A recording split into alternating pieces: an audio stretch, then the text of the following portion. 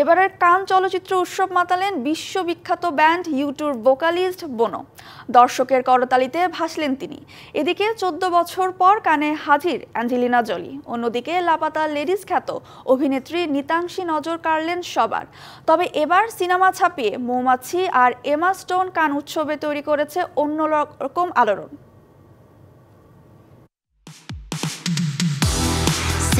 বিশ্ব চলচ্চিত্রের অন্যতম জমজমাট আসর কান চলচ্চিত্র উৎসব পর্দায় উঠে 13ই মে। প্রতি বছরের মতো এবারও হলিউড, বলিউড সহ বিশ্বের নানা প্রান্তের তারকা অভিনয় শিল্পী ও নির্মাতারা এতে যোগ দেন।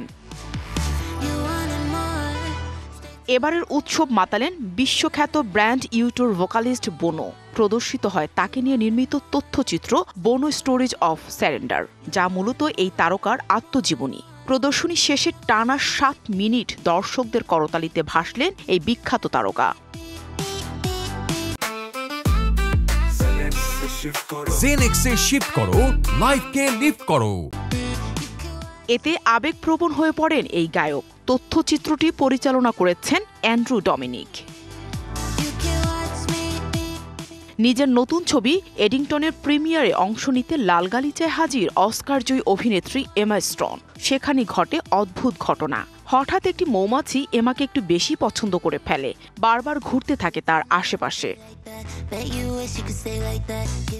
কানের মঞ্চে একেবারে ভিন্ন রূপে ধরা দিলেন লাপাত্তা লেডিস খ্যাত অভিনেত্রী নিতাংশী গোয়েল। ৭৮তম কান চলচ্চিত্র উৎসবে তার প্রথম পা রাখা বেশ স্মরণীয় হয়ে থাকবে। কিংবদন্তি ভারতীয় অভিনেত্রী রেখা, শ্রীদেবী, হেমা মালিনী ও ওয়াহিদা রহমান সহ এক ঝাঁক অভিনেত্রীর প্রতি শ্রদ্ধা জানালেন এই মায়াবী অভিনেত্রী।